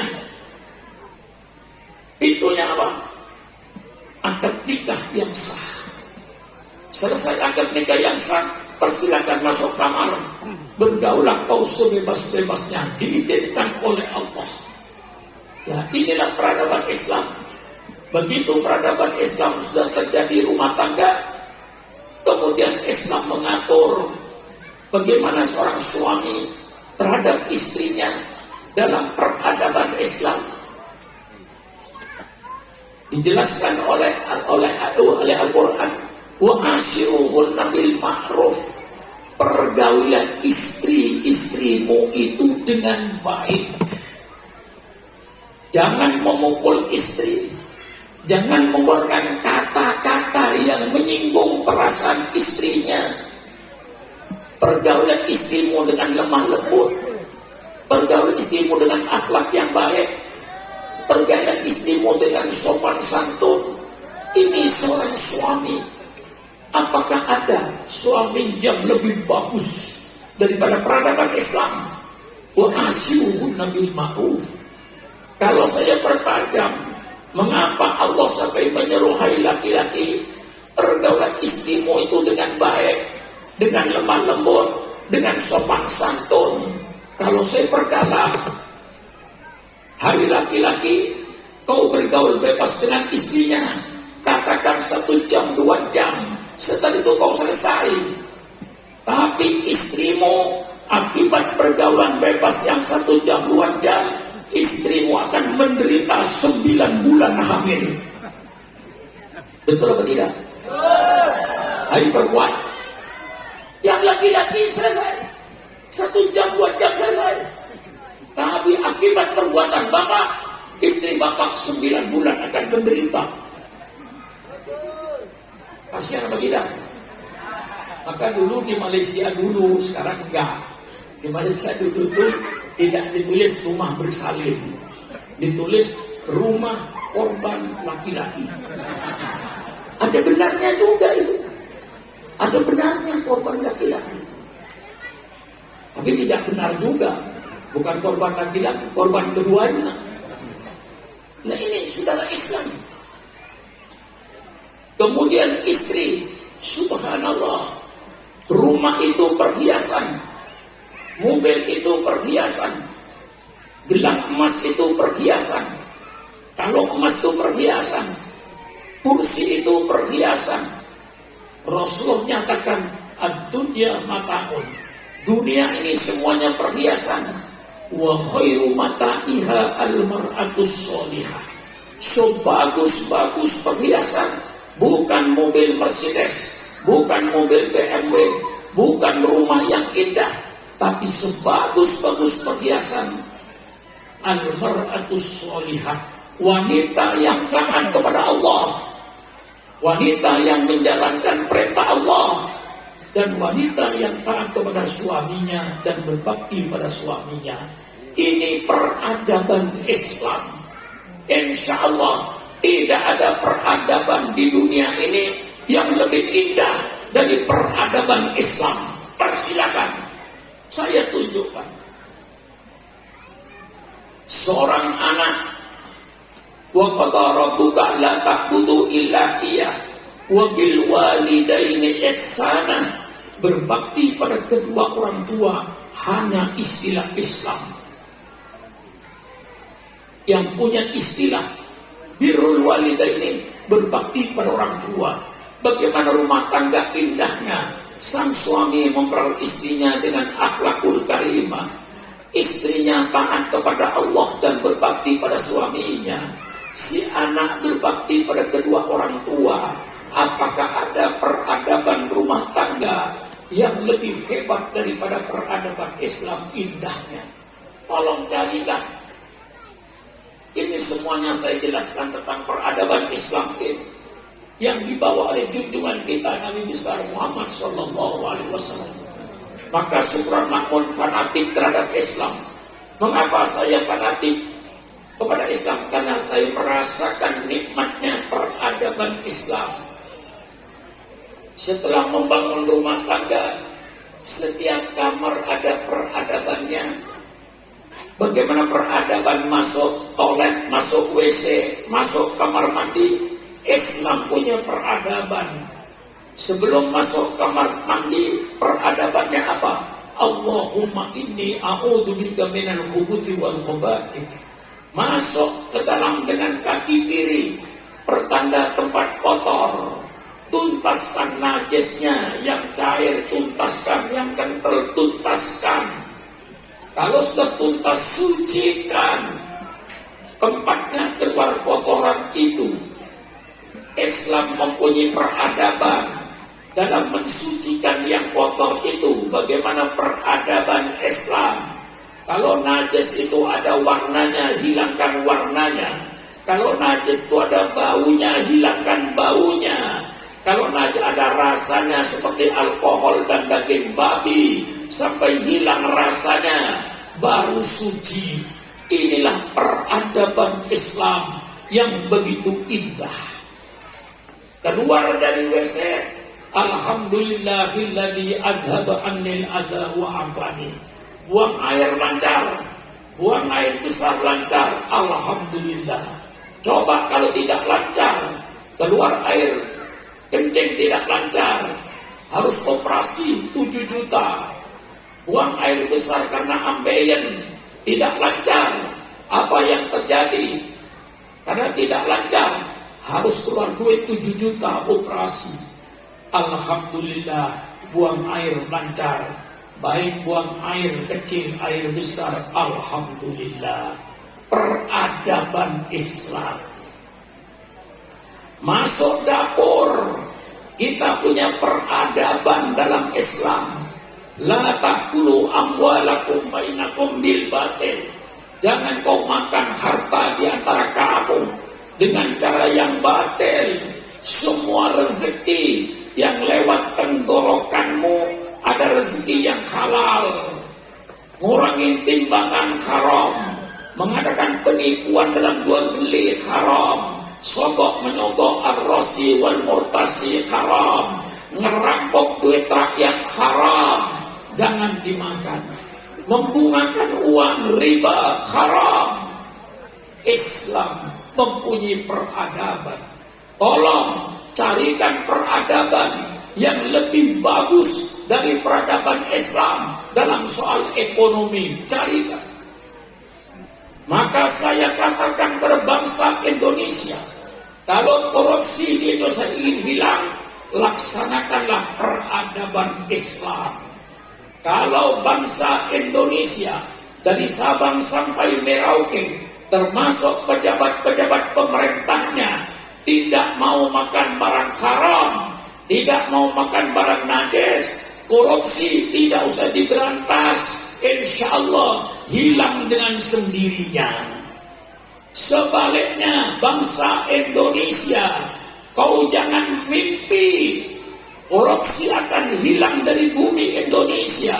Selama rakyat Indonesia dari Sabang sampai Merauke dan pejabat-pejabat pemerintahnya masih mau makan barang haram, masih mau makan barang najis, maka korupsi akan tumbuh subur di Indonesia walaupun didirikan 100 KPK. Jangan 1 KPK, adakan 100 KPK. Kalau pejabat pemerintahnya dengan rakyatnya masih mau makan barang haram, masih mau makan barang najis, maka korupsi akan tumbuh subur di Indonesia ini. Biar ada 100 KPK. Jelas. Karena saya cinta bangsa. Dekapan Pak Kiai, korupsi hilang. Ya, korupsi akan hilang kalau bangsa Indonesia dan pejabat-pejabat pemerintahnya sudah tidak mau makan barang haram. Baru korupsi hilang. Tidak usah dihilangkan, hilang dengan sendirinya.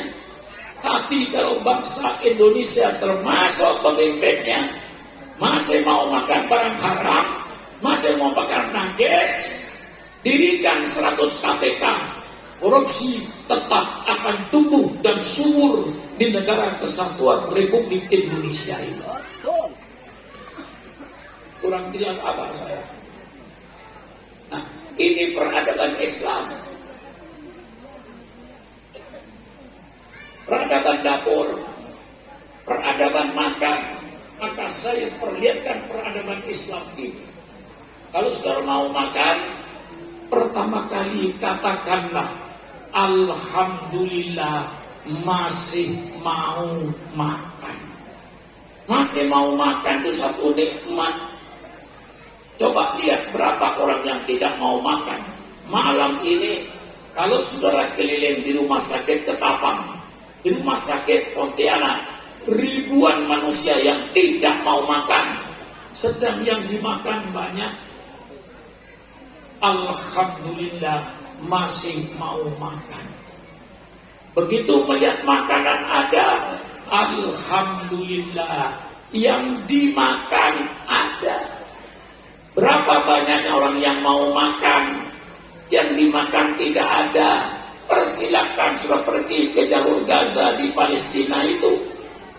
Ribuan manusia pengungsi mau makan, yang dimakan tidak ada. Di rumah sakit yang dimakan banyak, tidak mau makan. Alhamdulillah masih mau makan. Alhamdulillah yang dimakan ada. Bismillahirrahmanirrahim. Peradaban Islam, peradaban Al-Quran, peradaban sunnah Rasulullah yang begitu mulia. Habis makan, alhamdulillahilladzi an'amani wa saqani wa ja'alani minal muslimin. Subhanallah, indah. Masuk kamar tidur, mau tidur, minimal bismillahumma ahya wa amut. Mau tidur dengan istrinya, itu ada bismillahnya, cuman tidak keburu, dilupakan. Padahal ada ajaran Rasulullah. Apa bismillah? Bismillahi Allahumma jannibis syaiton anni wa jannibni anhu warzuqni dzurriatan thayyibah. Dengan namamu ya Allah, jauhkan setan dari saya, jauhkan saya dari setan. Ya Allah, berikanlah saya keturunan anak-anak yang soleh dan solihah. Baru naik. Bu, yang muda-muda, kalau nanti habis pengajian suaminya naik, ingat saya Bu ya. Bu, tegur suaminya itu. Begitu suaminya naik, tegur. Bang, sudah baca bismillah belum? Belum deh. Turun bang. Suruh turun. Jangan nangkring kayak ayam, nangkring kayak kambing. Kita umatnya Nabi mempunyai kesopanan. Diajar peradaban Islam. Subhanallah. Alangkah indahnya peradaban Islam ini. Sampai mau tidur dengan istrinya masih disuruh baca bismillah supaya anaknya soleh dan solehah. Ini diajarkan oleh Islam. Kamar kamu diajarkan peradaban Islam. Mangkana yu'minu billahi wal yawmil akhir falyukrim dhaifahu. Barang siapa yang beriman pada Allah dan hari kiamat, muliakan tamu. Subhanallah, muliakan tamu. Tapi yang jadi tamu juga sopan. La tadkhulu buyutan ghairu buyutikum hatta tastaqisu ila ahliha aw tusallimu. Jangan kau masuk rumah yang bukan rumahmu sehingga kau minta izin dan mengucapkan salam assalamualaikum. Subhanallah, subhanallah. Peradaban Islam dalam rumah tangga, peradaban Islam dalam bermasyarakat. Bagaimana kita ber-RT, ber-RW, diajar oleh Islam. Maka yu'minu billahi wal yawmil akhir falyukrim jarahu. Barang siapa yang beriman pada hari kiamat, hendaknya hormati tetangga. Tetangga dengan tetangga saling hormat menghormati, saling harga menghargai. Bukan saling hasut menghasut, bukan saling iri dan iri hati. Tidak. Nasib ada di tangan Allah. Maka saya dulu ketika buka pesantren Habib, saya katakan saya buka pesantren tempat cari ilmu, bukan sekolah nasib. Nasib itu di tangan Allah. Ilmu yang sama tidak mengakibatkan nasib yang sama. Usaha yang sama tidak mengakibat nasib yang sama. sama-sama tamat dari fakultas kedokteran, ijazahnya sama, tapi terjun di masyarakat nasib tidak sama. Itu nasib di tangan Allah. Kita cuma cari ilmu, berusaha, tapi usaha yang sama tidak menentukan nasib yang sama. Ilmu yang sama dari satu pesantren keluar dari pesantren, nasibnya tidak sama. Nasib di tangan Allah Subhanahu wa ta'ala. Ini peradaban Islam. Bagaimana kita bertetangga, diajarkan toleransi. Kalau berbeda agama diajarkan toleransi.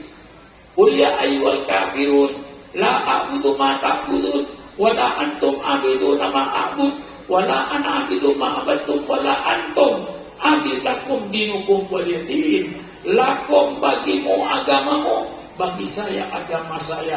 Persilakan saling hormat menghormati. Malah dalam ayat lain tegas Allah menyatakan la tasubul ladina yad'una min dunillah fayasubullah adwan biwali ilmin. Hai orang-orang yang beriman, engkau jangan menghina, kau jangan mencela orang-orang yang menyembah kepada selain Allah, karena nanti dia akan menghina Allah. Timbullah perselisihan di antara kalian.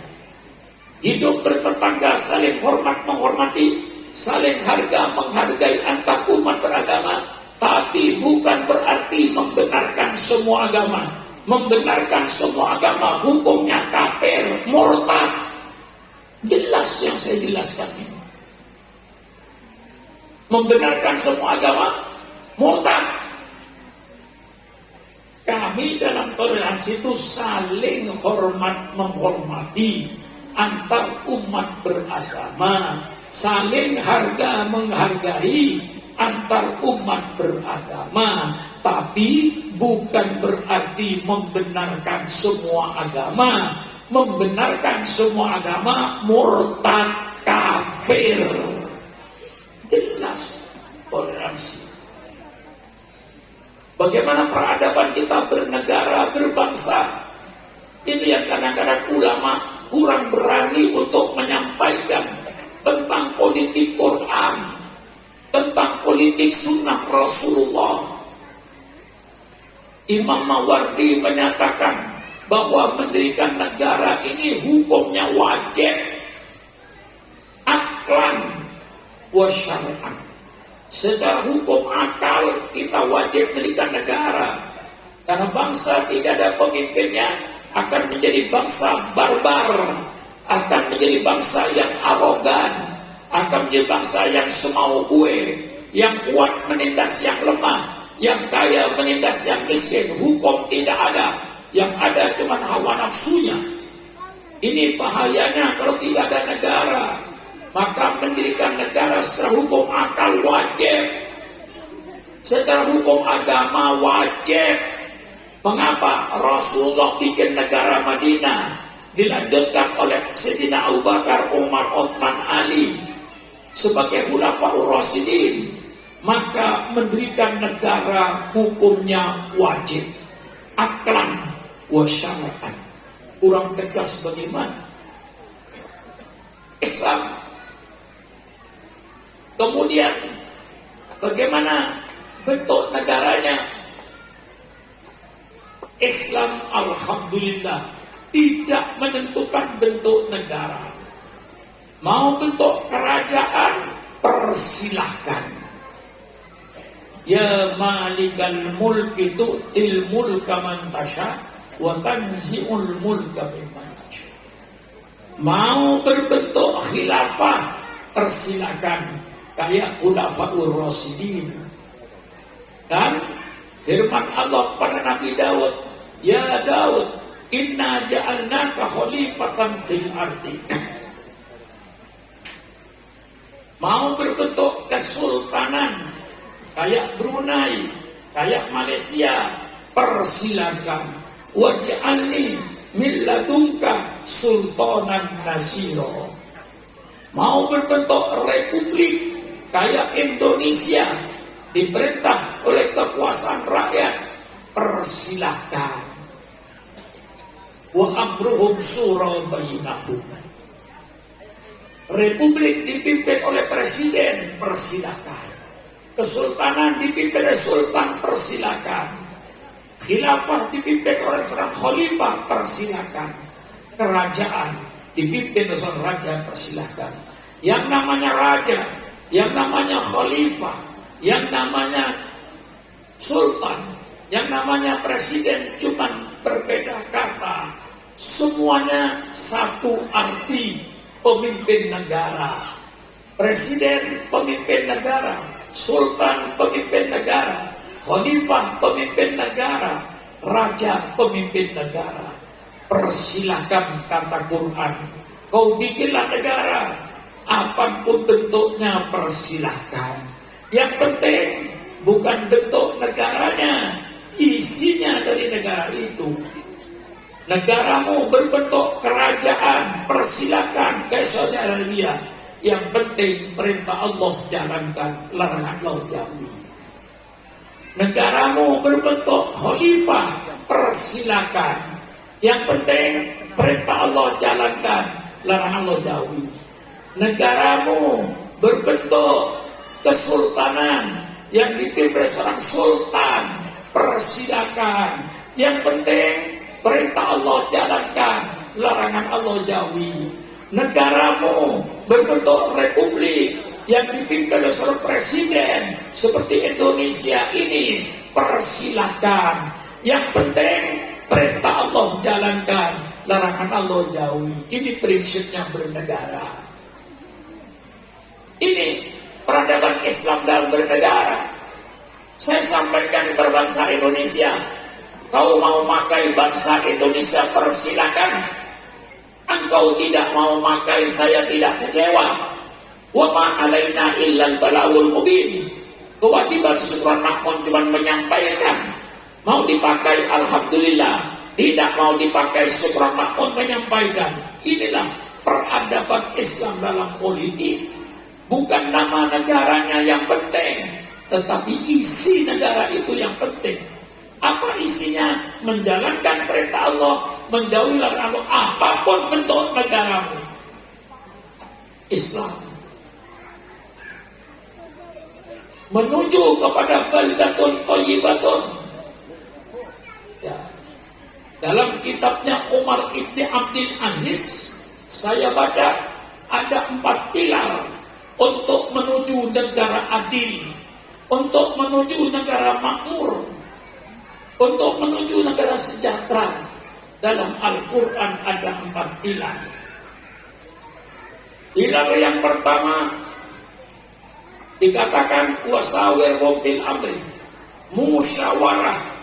Raja bermusyawarah, khalifah bermusyawarah, sultan bermusyawarah, presiden bermusyawarah. Jangan tidak bermusyawarah. Kalau semuanya bermusyawarah, raja bermusyawarah, sultan bermusyawarah, khalifah bermusyawarah, presiden bermusyawarah, jangan sakar di dewe. Bermusyawarahlah. Nah, semuanya jadi bagus. Kalau raja bermusyawarah, sultan bermusyawarah, khalifah bermusyawarah, presiden bermusyawarah. Ini inti bernegara menurut Al-Quran. Wasawirhum fil amri. Yang kedua, menurut Al-Quran, berikanlah jabatan-jabatan itu kepada ahlinya. Innallaha ya'murukum an tu'addul amanati ila ahliha. Al-Quran menyatakan berikan amanah, berikan kepercayaan itu, jabatan-jabatan itu kepada orang yang terpercaya. Jangan sembarangan mengangkat ketua RT, jangan sembarangan mengangkat ketua RW, jangan sembarangan mengangkat kepala desa atau lurah, jangan sembarangan mengangkat camat, jangan sembarangan mengangkat bupati atau wali kota, jangan sembarangan mengangkat gubernur, jangan sembarangan mengangkat presiden, jangan sembarangan mengangkat menteri, jangan sembarangan mengangkat DPR, jangan sembarangan memberikan tugas-tugas negara ini. Tapi berikanlah Tugas-tugas amanah ini para orang yang terpercaya, yang berspesifikasi amanah, tabligh, fatonah. Alangkah indahnya politik Islam ini. Memberikan jabatan jangan sembarangan. Siapa yang kau angkat ketua RT, berikanlah ketua RT pada orang yang amanah. Berikanlah lurah pada orang yang amanah, camat yang amanah. Alangkah indahnya peradaban Islam untuk menuju baldatun thayyibatun wa rabbun ghafur. Negara yang sejahtera, yang berkeadilan. Negara yang adil, yang sejahtera. Negara yang aman dan tentram di bawah keridhaan Allah. Inilah pilar-pilar yang harus dilalui. Pertama, musyawarah. Apapun bentuk negaramu, apapun bentuk pemimpinmu, tapi pemimpin harus bermusyawarah. Yang kedua, jangan mengangkat pejabat-pejabat pemerintah sembarangan. Ini bukan amanah. Angkatlah pejabat pemerintah itu orang yang betul-betul profesional, amanah, sidik. Ini di dalam peradaban Islam.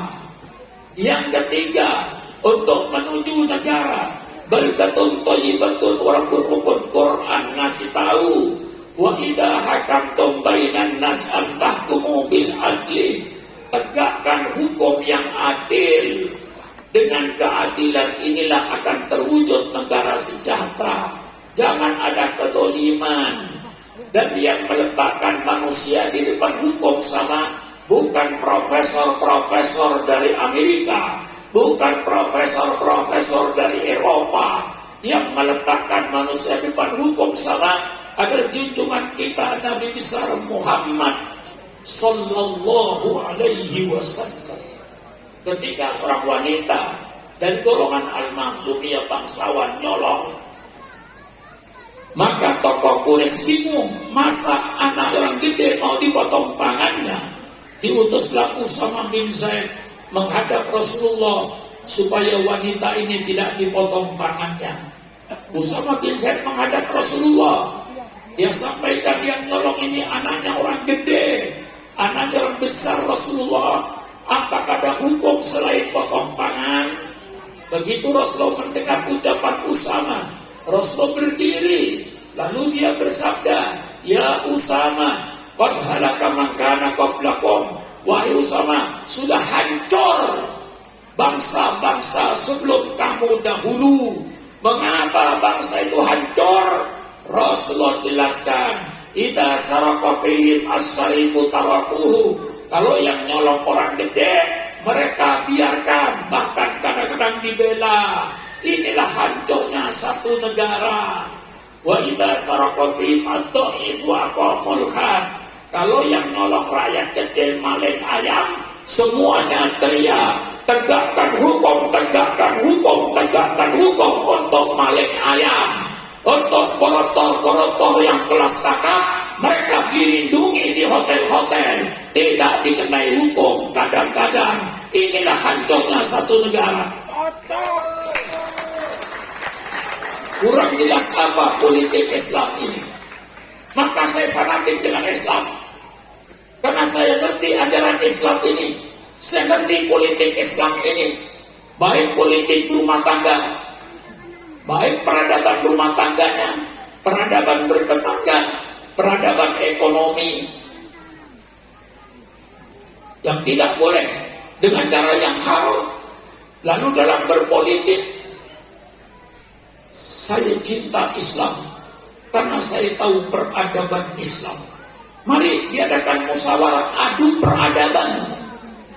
Saya siap dengan peradaban Islam ini. Pilar yang keempat untuk menuju baldatun thayyibatun wa rabbun ghafur, negara yang sejahtera, negara yang adil, negara yang penuh rahmat dari Allah. Pilar yang keempat, Al-Quran menyatakan, alladzina makkannahum fil ardi aqamus shalah wa atuz zakah wa amaru bil ma'ruf wa nahaw 'anil munkar. Hai orang-orang yang diberi tempat oleh Allah Hai orang-orang yang dikasih jabatan oleh Allah, hai orang-orang yang dikasih kedudukan oleh Allah, hendaknya engkau tegakkan sholat, keluarkan zakat, amar ma'ruf nahi mungkar.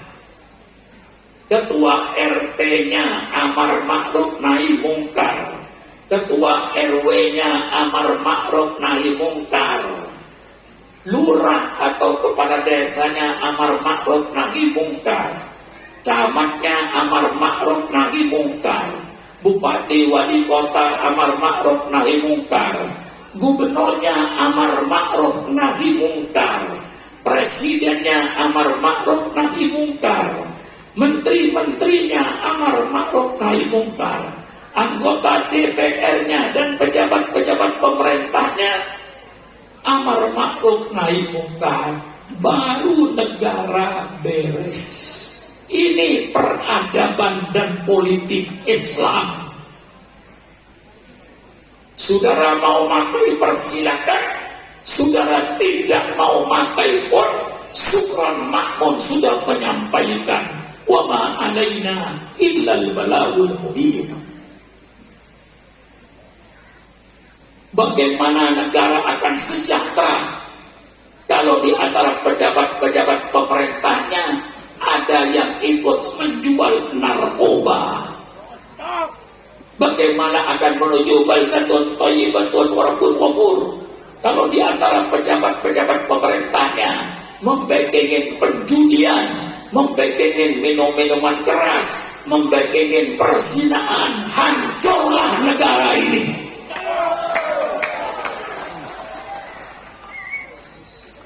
Habis-habisan saya menyampaikan ini, sudah ya.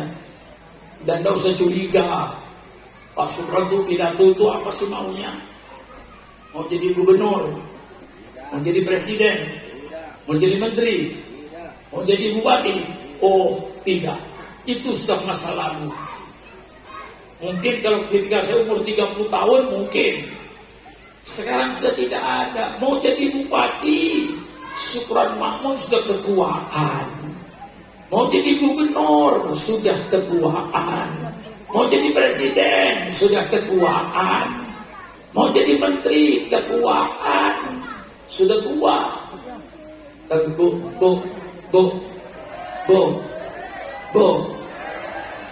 sudah ibu-ibu melihat saja kelihatannya juga bu, saya tua apa muda bu? Hah? Tua apa muda? Yang bilang tua terima kasih, itu yang benar. Yang bilang muda itu yang naksir saya itu namanya perempuan mata keranjang. Nah, ini saudara-saudara dalam Islam. Kalau semuanya dari RT-nya sampai presidennya, semua pejabat-pejabatnya amar ma'ruf nahi mungkar, baru negara ini beres. Ini saya baca dalam sejarahnya Umar ibn Abdul Aziz ketika dia menjadi khalifah untuk menuju kepada negara yang sejahtera. Inilah saudara-saudara saya sampaikan malam ini pengajian ini, terutama pengorbanan. Saya minta semua orang yang mengucapkan kalimat syahadat, asyhadu an la ilaha illallah wa asyhadu anna Muhammadar Rasulullah, pasang dalam jiwanya, saya wajib membiayai Islam. Nah, ini yang saya inginkan sebagai penutupnya. Setiap orang Islam wajib membiayai Islam. Ini yang saya minta. Kalau umat Islam tidak mau membiayai Islam, saya tanya, siapa yang akan membiayai Islam? Kalau nanti yang membiayai Islam orang yang tidak beriman, lebih berbahaya lagi. Maka jadi pemimpin-pemimpin Islam, jadilah pemimpin Islam yang sebenarnya. Jangan pemimpin Islam boneka. Dirinya kelihatannya pemimpin Islam, tapi yang mengatur bukan orang Islam. Karena apa? karena dibiayai oleh mereka. Ini yang sangat berbahaya. Oleh sebab itu saya ajak umat Islam, mari setiap Islam mau membiayai Islam. Kalau setiap umat Islam mau membiayai Islam, insya Allah Islam tidak dipermainkan oleh orang lain. Ini saya minta kesadarannya. Kalau kita tidak mau membiayai Islam, saya khawatir dibiayai oleh orang lain. Ada peribahasa Arab zaman jahiliyah, tapi ada baiknya saya pakai. Kata orang-orang zaman jahiliyah, jauwe kalbaka yadbaka. Jauwe artinya laparkan kalbaka anjingmu. Yadbaka baru anjing itu nurut sama kamu. Maka kita ini di Indonesia, para ulama, pemimpin Islam, jangan menjadi anjing lapar. Kalau kita jadi anjing lapar, kita akan nurut sama orang yang punya duit. Syukur kalau yang punya duit orang yang beriman. Kalau yang punya duit orang tidak beriman, lalu ngatur kita, kayak apa kita jadinya? Inilah yang saya ajak semua yang hadir depan saya ini, supaya mulai malam ini saya wajib membiayai Islam. Ibu-ibu yang dagang sayur dapat untung satu hari 200.000, 10.000 untuk Islam. Saudara-saudara yang jadi kuli bangunan dibayar 150.000 satu hari, 6 hari 900.000. Sisain 50.000 untuk membiayai Islam. Jadi tukang beca di Ketapang. Kalau saudara beragama Islam masih ingat kuburan, tiap hari Jumat 10.000 tukang beca masukkan teropol masjid, biayai masjidnya supaya masjidnya jaya. Ibu-ibu tiap hari belanja, lebihnya dari belanja masukkan kotak 1.000, 2.000. Jumat pagi buka, Bu, terdapat mengatakan 15.000. 10.000-nya kasih masjid, 5.000-nya kasih Thariqatul Jannah. Sehingga kita semuanya hidup, kita biayai. Majelis zikir kita biayai, pesantren kita biayai, masjid kita biayai. Jangan menjadi umat Islam yang ngemis-ngemis dari kantor ke kantor. Ini saya sampaikan supaya kita semua punya niat untuk membiayai Islam. Sampai ustadz-ustadznya yang ngajar atau yang ngaji di musola-musola, di masjid-masjid, 1 minggu jadwalnya 7 malam ngaji. Amplop yang terakhir untuk Islam. Saudara menjadi dokter, persilakan hari Senin praktek untuk dirinya, Selasa praktek untuk dirinya, Rabu praktek untuk dirinya, Kamis praktek untuk dirinya, Jumat praktek untuk Islam. Yang jadi pegawai negeri dapat gaji perintah 3 juta, 4 juta, sisihkan 25.000 untuk biaya Islam. Mari kita biayai Islam ini melalui masjid, melalui majelis taklim, melalui pesantren-pesantren, madrasah-madrasah. Mari kita biayai. Insya Allah Islam akan subur. Apa artinya ibu kalau Jumat pagi 10.000 titipkan suaminya, ini Pak 10.000 masukkan di kotak masjid untuk nanti saya di kuburan. Pada saat kau suami tidak bersama, tidak bisa menolong, anak tidak bisa menolong, keluarga tidak bisa menolong, kau berada di kuburan. Yang bisa menghibur hanya amal jariahnya ke masjid yang 10.000 itu. Maka Rasulullah bersabda, al-kayyisu man dana nafsahu wa amila li ba'dal maut. Orang yang berotak, terjemahnya kasar ini, kayak mestinya orang yang berpikir tapi saya kasari. Al-Kayyisu orang yang berotak. Siapa orang yang berotak itu? Orang yang berbuat nanti untuk setelah mati. Bukan berbuat sekarang untuk sekarang. Berbuat nanti untuk setelah mati. Untuk setelah mati dengan sedekahnya, dengan amal jariahnya. Itu nanti untuk nanti sesudah mati. Itu orang yang pakai otak. Orang yang tidak pakai otak, orang yang tidak berbuat untuk setelah mati. Sholat tidak, ibadat tidak, amal tidak. Nah, kalau orang yang berotak, ibadatnya jalankan, perintah Allah jalankan, larang Allah jauhi, dengan amal-amal jariahnya ke masjid, ke pesantren, itu nanti yang akan menghibur ibu di kuburan. Keluarga sudah tidak bisa menolong, suami tidak bisa bela, anak tidak bisa bela, hanya amal jariahnya yang akan mengalir ke kuburan. Jadi orang yang berotak itu orang yang berbuat untuk nanti setelah mati. Itu namanya orang yang berotak. Nah, ini saya ingatkan supaya umat Islam tidak menjadi pengemis, mampu berdiri sendiri. Maka saya ajak umat Islam, mari setiap umat Islam, dari sekecil-kecil pekerjaan dari tukang becaknya, sampai menterinya, sampai dokternya, mari kita biayai Islam. Kalau orang Islam ingin mau membiayai Islam, insya Allah Islam tidak dijadikan permainan oleh orang-orang di luar Islam. Islam tidak dijadikan bola yang ditendang ke kanan ke kiri, tapi Islam menjadi umat yang punya pendirian, yang bisa berdiri tegak. Inilah saya serukan, hai umat Islam, biayailah Islam. Ini seruan saya gerakkan.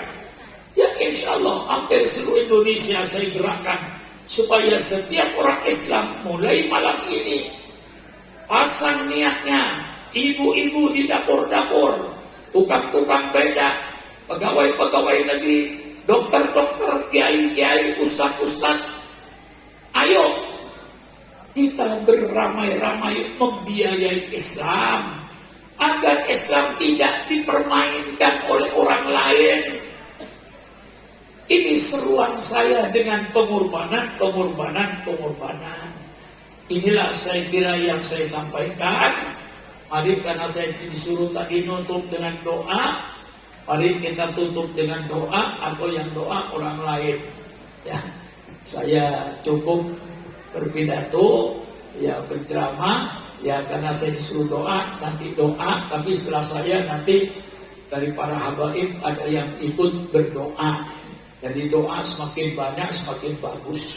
Dari saya sesuai dengan permintaan panitia, mari kita baca Fatihah, Al-Fatihah biniyatil qabul wa tamami kulli su'lin wa ma'mul wa ala kulli niyatin sholihah wa ila hadratin nabiyil Mustafa Muhammadin sallallahu alaihi wasallam. Al-Fatihah. A'udzu billahi minasyaitonir rajim. Bismillahirrahmanirrahim. Alhamdulillahi rabbil alamin. Ar-Rahmanir Rahim. Maliki yaumiddin. Iyyaka na'budu wa iyyaka nasta'in. Ihdinas siratal mustaqim. Siratal ladzina an'amta 'alaihim ghairil maghdubi 'alaihim waladdallin. Amin. Allahumma bihaqqil Fatihah wa bi sirril Fatihah wa bi karamatil Fatihah wa bi barakatil Fatihah wa bi jahi man unzila 'alaihil Fatihah. Ya faridal hab, ya kashifal gham, ya man li 'abdi yaghfir wa yarham, ya dafi'al bala'i fa'al bala. Allahumma lakal hamdu syukra wa lakal mannu fadla wa anta rabbuna haqqa wa nahnu abiduka riqa wa anta lam tazalli dalika ahla. Allahumma ya muyassira kulli asir wa ya jabira kulli kasir wa ya sahiba kulli farid wa ya mawniya kulli fakir wa ya muqawwiya kulli dhaif wa ya ma'mana kulli khaib. Yassir alaina kulla asir fataysirul asir alayya yasir. Allahumma sahil umurana wa umur hadal ma'had wa umur man yuhibbuna wa umur man yusa'iduna wa umuran yakhdumuna wa umur tawla baitana wa umur muslimin wal muslimat wal mu'minin wal mu'minat al ahya'i minhum. Allahumma saqil umur hadal ma'ad ya Allah. Allahumma al hadal ma'ad ar-rahmaniyah ma'ad mubarakan nafi'an lil Islam wal muslimin. Allahumma al hadal ma'ad mubarakan nafi'an lil Islam wal muslimin. Allahumma saqil umur hadal ma'ad waj'al hadal ma'ad mubarakan nafi'an lil Islam wal muslimin. Rabbana atina fid dunya hasanah wa fil akhirati walhamdulillahi rabbil alamin. Taqabbal minna ya karim.